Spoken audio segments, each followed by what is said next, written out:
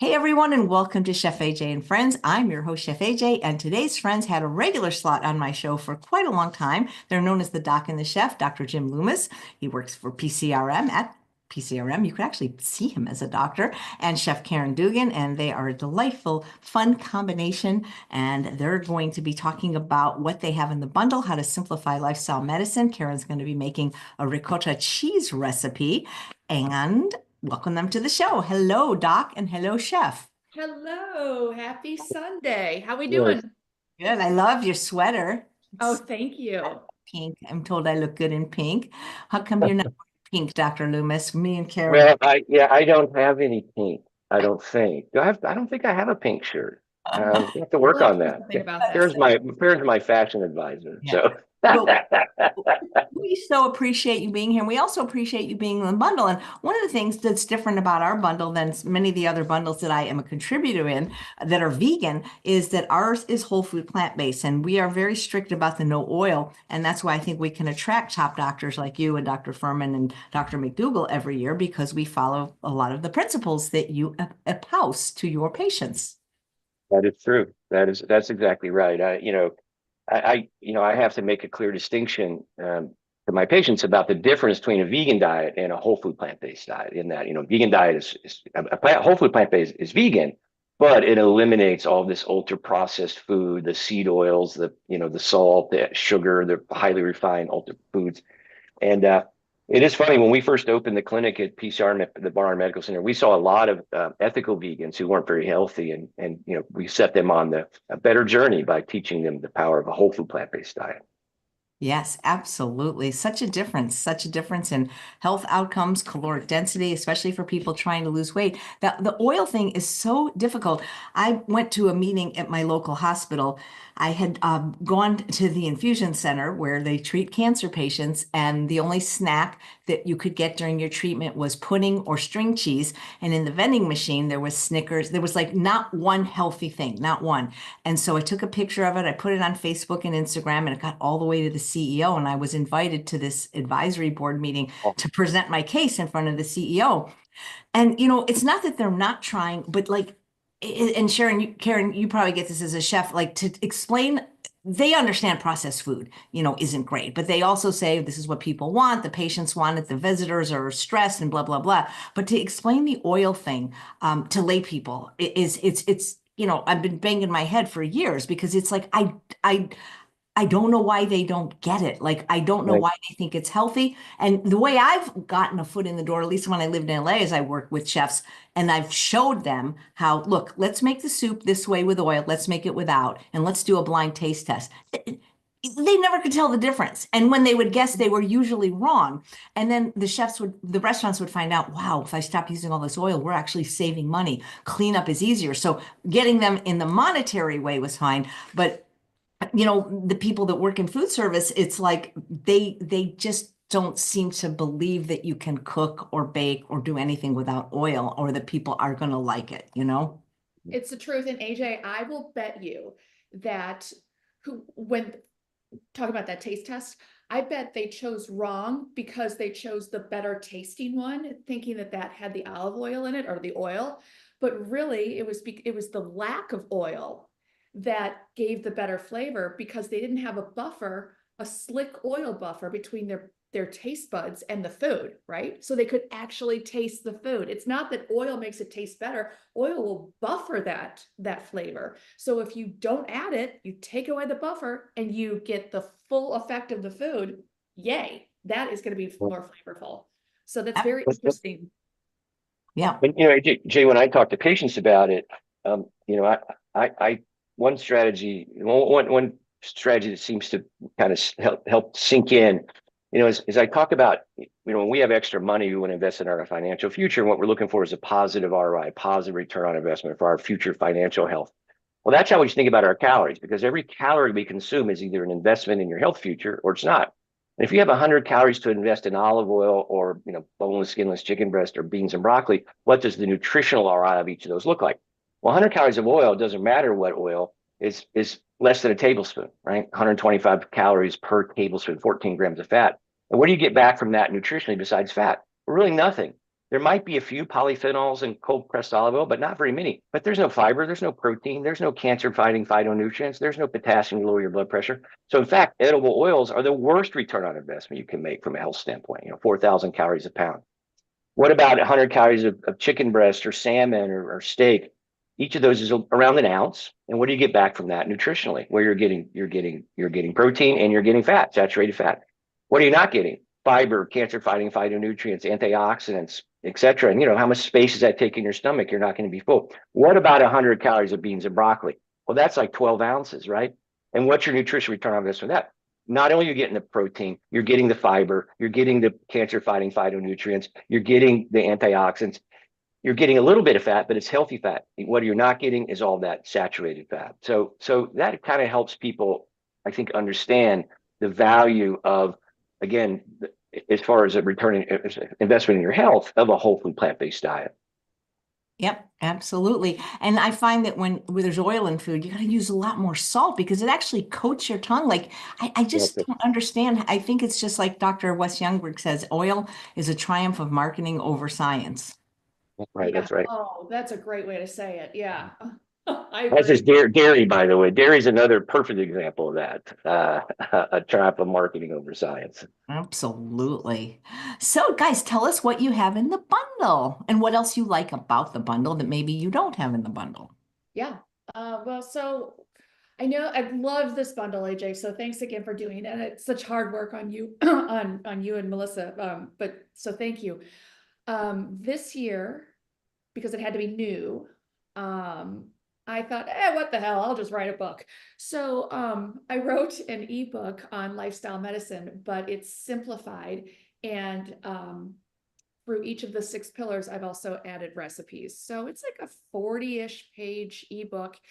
And man, I just thought, because it just seems like everybody has an ebook, and every book I look at, I'm like, gosh, this is really well done. I guess it must be an easy thing to do because everybody's doing it. No, it's not an easy thing to do. It did take a lot longer than I thought, but I enjoyed the process, and now I will do it again and again and again because I like ebooks, and I'm hoping that other people will like this one. So it is not for sale anywhere else. It eventually will be on our website, but you know what? We all have so much to do. I don't know when I'm going to get it up, but I really enjoyed the process, and I think, and they're all pretty new recipes. And I think it really breaks down the pillars of lifestyle medicine in smaller bite-sized chunks that are easy to digest, no pun. And Jim, actually, if you wouldn't mind saying a couple things about it, because you are board certified lifestyle. Yeah. So the pillars of lifestyle medicine are nutrition, physical activity, stress, sleep, limiting risky substances, and building healthy social connections.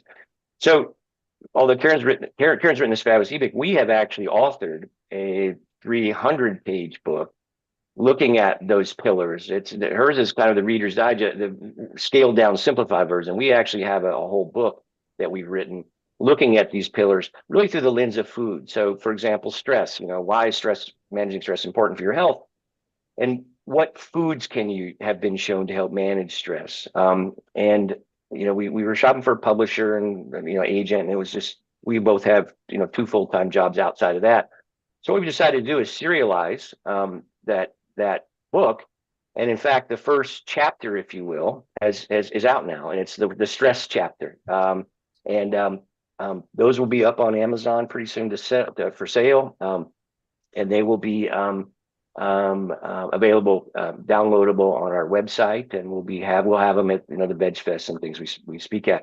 And so again, there is a connection between food and each of these pillars. I mean, obviously nutrition in general, but how we fuel ourselves for physical activity, how we can use food to create social connections. There's foods that have been shown to help with sleep. There's foods that have actually been to help with nicotine and tobacco withdrawal and getting off those risky substances. And so that's the purpose of the book, is to really fundamentally help people understand the importance of lifestyle medicine, because in fact it is this disordered lifestyle, not enough exercise, not enough sleep, too much stress, eating the wrong foods, not having social connections, too much tobacco and alcohol, which is 90% of the cause of 90% of the chronic problems that I see every day in the office. And we're going to spend $4 trillion in the United States this year taking care of the consequences of that. So and I think from a professional standpoint, when I learned about the power of lifestyle medicine through my own personal transformation, but also, through American College of Lifestyle Medicine, I'm actually board certified now in lifestyle medicine as well as internal medicine. It really gives you the tools to fundamentally help people change as opposed to the giant game of whack-a-mole that we're taught in med school. Yep. Thank you. And Caryn had the book there. You have the booklet there. This is the first booklet to come out. It's all about stress management. It has recipes in it, and it's one of the pillars of lifestyle medicine. So these will be out soon. They look great. Thank you. Yeah, they did a great job. And looking through this bundle, I started my plant-based journey in 2011 after developing a whole long list of lifestyle-related diseases, sleep apnea and high cholesterol and borderline diabetes and borderline blood pressure and on and on. And after watching Forks Over Knives transition to plant-based diet in 2011, I just wish I would have had a bundle like this available to me at that time, because I was kind of out in the kind of wilderness trying to find this on my own. At the time, you could find vegan cookbooks, but many of them were just trying to recreate meat recipes, using a lot of highly processed foods and things like that. There were a few out there, but man, you look through this bundle, for people that are just getting started on their journey, there's quick start kind of guides. People, that are who kind of understand it, but are struggling with things like emotional eating and mindful eating. There's guides to that.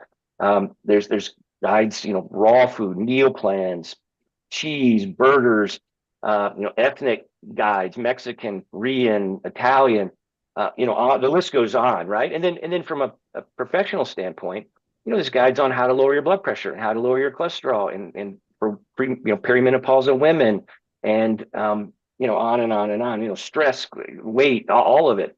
And so I've been recommending this bundle to my patients because, again, the more resources you can have, the easier it's going to be to make that transition. And if you're already on that journey, again, the deeper dive into some of these ethnic cuisines and raw foods and things like that people may not be that aware of. Yeah, fantastic. Sorry, sure, Caryn, go ahead. The bundle is so amazing this year. First of all, I did watch Kathy Hester's pizza class, both of them. They were so good. And then we saw Kathy Hester last weekend in Statesville, North Carolina. We were we were speaking at the same Veg Fest, right? So like today, I was thrilled also to see a cheese book. It's the plant-based cheese lovers cookbook with Linda Taylor and Donna Spencer. I'm going to make one of their things today. Petra Korn has a plant-based weight loss book for menopausal women. Can I get a yay? Yeah, because that's a fun time right now. And also I did a video.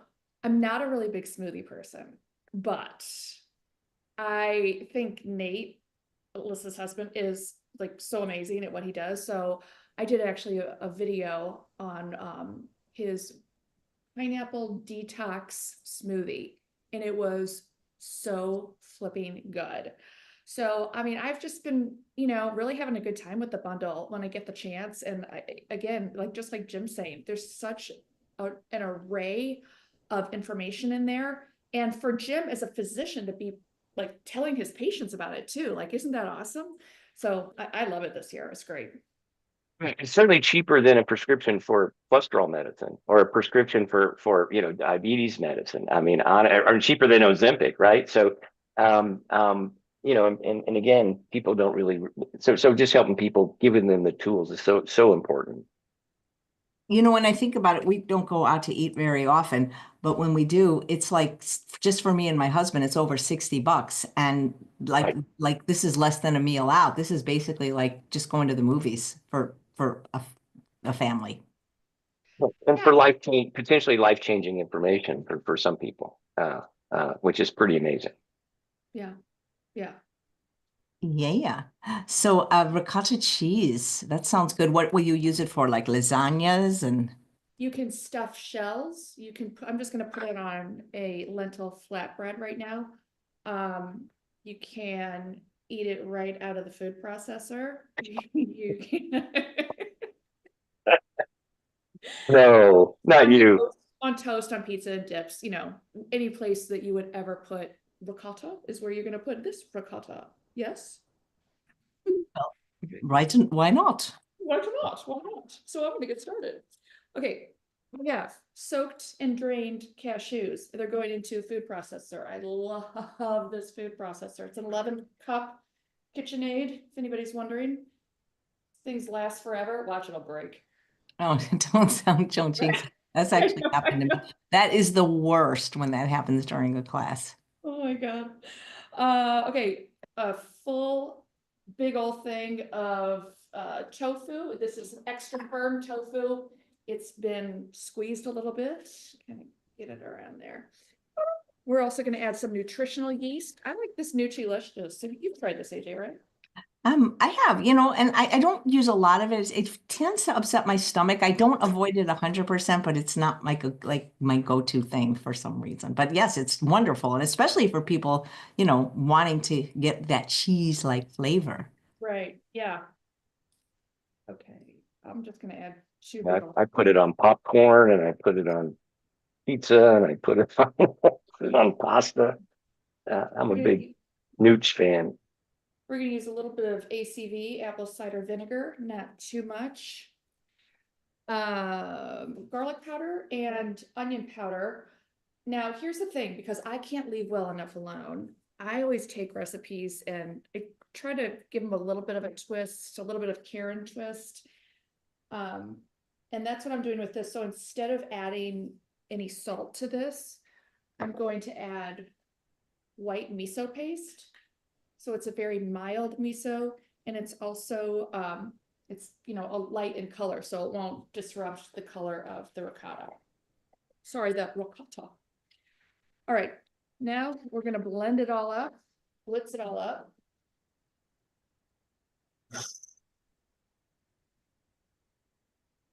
Who thought watching someone make cheese out of tofu would make your mouth water, right? Mine is actually watering right now. That looks so good. It's delicious. This is, yeah, so she says that you can add a little bit of water well, maybe I'll add just like a teeny bit.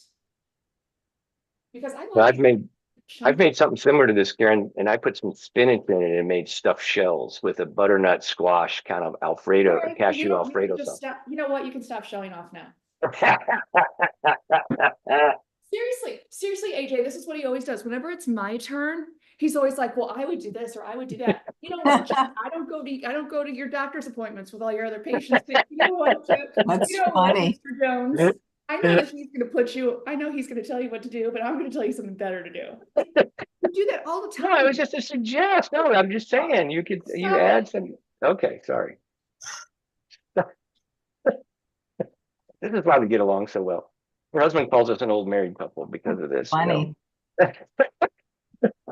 All right. This is exactly why. Okay. This is what it looks like in the food processor. Nice and thick and yummy. Now you're supposed to let this chillax in the refrigerator for about an hour. And most of it'll get there. But I am going to add a little bit to this lentil flatbread, which I actually learned how to make from Kathy Hester's class. And of course, I played around with that too. But I want to know more about that, Karen, because I've never made a lentil flatbread. So tell me what's in that. That looks amazing. So you can come to class on the 26th. Okay. Yeah, so it's just lentils, water, salt and pepper, and then I put in some fennel. And how did you make it green? How did I make it? It was they're split peas, sorry. Oh, split peas. So it's split peas as opposed to lentil, but same. But you can do, I've done lentils and I also did quinoa. So that's nice and thick, right? There we go. So I'm going to add a little bit of tomato on there, and it's going to stick because this ricotta is nice and thick and still. We can just put it right in there in these little. Oh yeah, baby. Now a little bit of. I'll show you guys. This is basil, fresh basil. Just, this is my lunch. And then balsamic glaze. Oh, wow. Can There we make your go. own. Yeah. We can do that. Can you see that? Yeah. So we'll Oh, that just- looks amazing. That looks really amazing. I love the balsamic glaze. so there Yeah, you look at go. that. Yeah. Okay. This, I mean, and how easy was this, right? I mean, I did it in like 30 seconds, not even. So this is a great one. And I would imagine, I don't know what, I have her recipe right here. She said the cheese will last 2 to 3 weeks in the refrigerator and can also be frozen. So there's no reason to always have something like this around for shells, pasta, flatbreads, pizza, you know, whatever. So, I mean, how easy is that, right? Super Looks amazing. Yeah, looks amazing. Kidding. So yeah, I've learned, because I like to, you know, we get inspiration from other people's recipes. Did the same thing with Kathy Hester's crusts, and I've been playing around with those a lot. So this is how much. These are lentil and red lentils. Yeah, red lentils. Regular lentils and red lentil crusts, pizza crusts that I made. Look at all of those, okay? So lentils, and look at the red lentil one, nice and red. Oh, that's amazing. Now, do you cook those? You bake those? Is that what you do? Yeah, I put them in the oven. And then, oh no, yeah, put them in the oven. And then, so that you saw the green one, I made all these green ones. These can all be, these actually were frozen. So this is the kind of stuff that, you know, I was telling Kathy when I saw her last weekend, I said, thank you so much for your class. I've watched it. I took notes and I put a little bit of my own twist on it, and I'm going to use it in my pizza class coming up. And she was thrilled. This is quinoa, more red lentil, and then Oh, wow. here's some more quinoas. And I've just played around with the recipes. So you really do learn a lot. And, you know, I'm not ashamed to say that, you know, I played around with some recipes, kind of made on my own, and I'm going to teach them to my classes. And I would be thrilled if somebody took some of my recipes, got inspiration from them, and passed the word along to their clients or patients or whatever. You know, that's why we're doing this. This is why, one of the reasons we have these shows like yours, AJ, and have these bundles to share and you know, inspire one another. So it's really, it's good for, you know, professional people also, or people who are educators. Yeah, You know, I absolutely. think the beauty of those recipes, Caryn, is that, you know, I think sometimes people think that, you know, cooking plant-based is hard, right? It's difficult. And here, you know, I mean, how long does it take you to make, once you kind of figured out the recipe, how long did it take you to make those lentil flatbreads? We just saw you made that ricotta in like 3 minutes, right? Yeah. So it's not nearly as difficult as people think it is. And again, there's so many parts of the bundle that really emphasize that piece of it, right? There's one on batch cooking, which is another, you know, for people that are time. I mean, anyway, on and on and on. It's again, I think the bundle can really help people understand that this does not need to take a lot of time. You don't need to have a, you know, chef certification to make these healthy, amazingly tasty foods. You know, and it's stuff you've heard of, right? I mean, we've all heard of tofu and lentils. It's not some crazy stuff like, you know, it's ingredients that are hard to find. Right. Oh yeah, these are all really easy to find ingredients. That's a great point too. You don't have to go to some high-end grocery store, kind of, you know, out of the way grocery store. Just about any grocery store is going to have all this stuff. Easy. And pretty cheap too, right? So I mean, how much do you think it costs to make one of those flatbreads? Probably about 5 cents, literally. Oh, really? Yes, because a bag of lentils is how much? Like Yeah, $1. right. I don't know. Yeah. Right. So inexpensive too, because that's another. I think AJ, you mentioned this earlier. Many people perceive that eating plant-based is much more expensive, but it's not. I mean, if you look at the price of eggs and, you know, meat these days, it's crazy. In fact, Neil and so PCRM, they published a study not that long ago that actually looked at that question and showed clearly that a whole food plant-based diet way of eating is much cheaper than eating an omnivorous diet. I got some questions for you guys. First of all, Caryn, there's lots of comments on your sweater. So where'd you get it? Oh, a company or a store called Super Dry in New York. I think it's Japanese, but Okay, super dry. thank you. And then there's a question, does eating salt make people drink more? Jim. Well, it can. We need to have a little bit of salt, but it's not very much. I think that, 200 or 300 milligrams is enough, is what we need for survival, and that's easy enough to get. Typically, we don't get, I don't see like it will increase thirst if you eat way too much salt. But if you keep your salt intake, 1,500 milligrams a day, which is very easy to do, that's typically not a problem. And the reason you get thirsty is that when we eat too much salt, that draws water into our blood vessels, and it makes and so we're trying to retain all this water, and it stimulates thirst because you're trying to pull a lot more water in, and that's why you can get swelling in your legs and things like that. But yes, it can make you. The answer to your question is yes, but typically not an issue till you're getting up, above say 2,000 milligrams. And most people 1,500 is safe, as a safe amount for anybody, for most people, even if you have high blood pressure.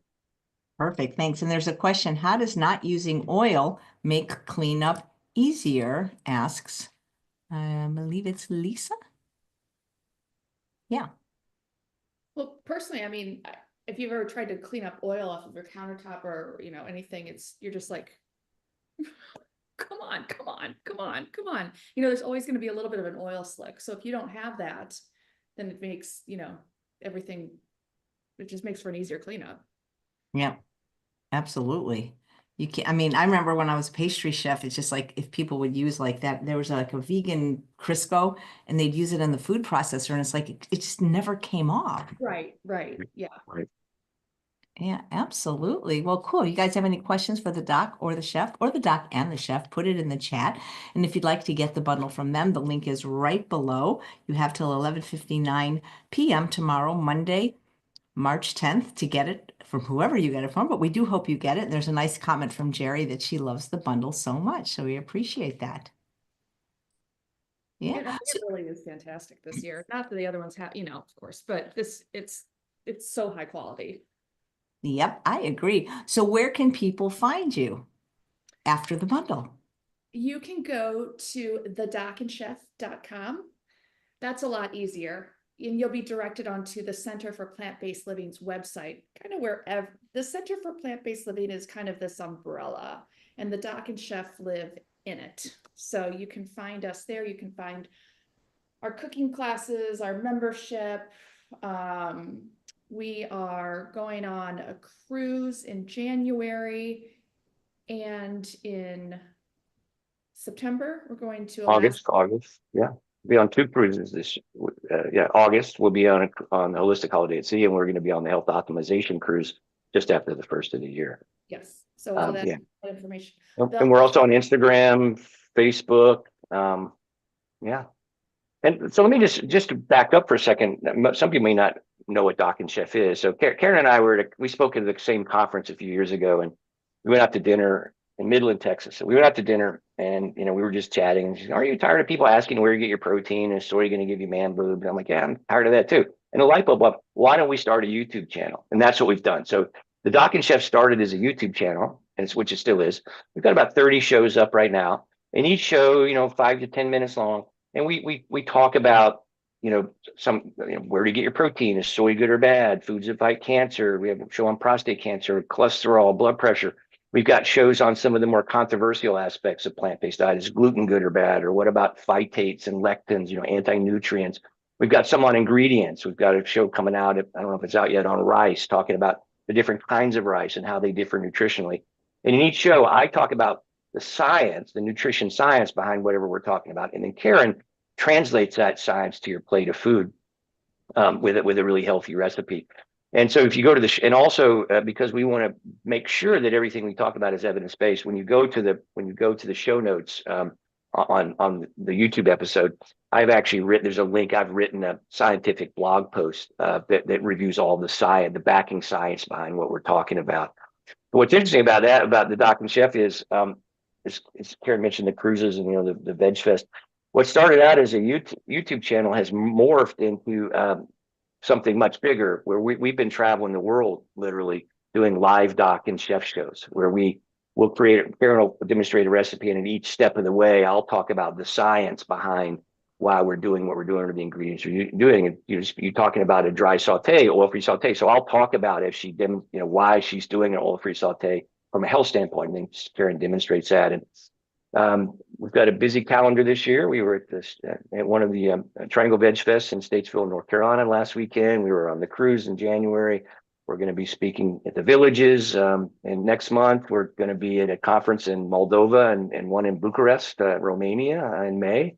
And then a whole slate of we were going to be in Rochester, New York, Albuquerque, New Mexico, Durham, Raleigh, Durham, Marietta, Georgia. So we've got a whole bunch of live events coming up. And so if you're in one of those areas, come see us. You'll find the schedule on the Center for Plant-Based Living Doc and Chef webpage. Great, thank you. So yeah, you can watch if you're talking about the videos that you're watching on my YouTube channel after the bundle for sure. And if you buy the bundle, of course, you can watch those videos and have access to everything as long as you download it. And you have a whole year to download it. Ruth says, any tips, doctor, on sleeping? Yeah, it's interesting. That's our next booklet, by the way, which we hope to have out in the next couple of months. There's a lot of things that can impair sleep. Things like too much caffeine, alcohol, heavy exercise right before you go to bed, those kind of things. So just being careful. A big problem now with sleep is blue light, getting on your phone at night, and which I was bad about, and sometimes. And so, avoiding looking at a computer screen or a phone or even the TV. But there are foods actually which have been shown to help with sleep. So foods that are high in magnesium can help. Kiwis actually have been shown to help people with sleep. Tart cherry juice has been shown to help people with sleep.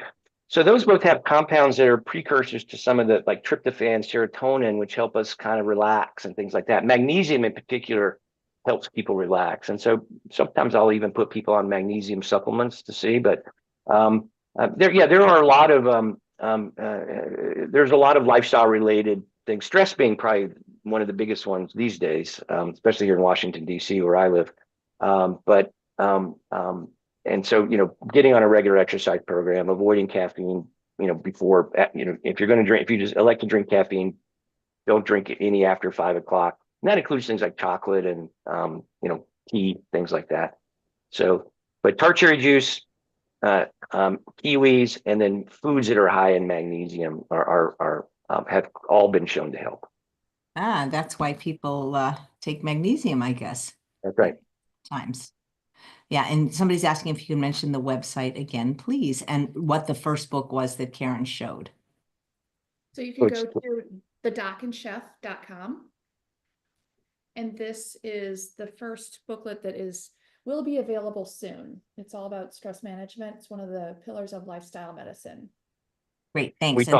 We talk about foods, and so we'll have that available. It'll be an Amazon ebook, and then will be available to download off the website soon. That literally is hot off the press. That we just got those about a week ago. The hard copy. The digital versions are in process, so we'll have those up pretty soon. Nice, thank you. And Jerry would like to know any tips for how to help my two friends who have breast cancer believe that soy will not bring their cancer back. That's a great question. So, Dr. Christy Funk is a great resource for that. She's a breast surgeon out in California. She's written a great book called The Breast Owner's Manual, and she talks a lot about the impact of food.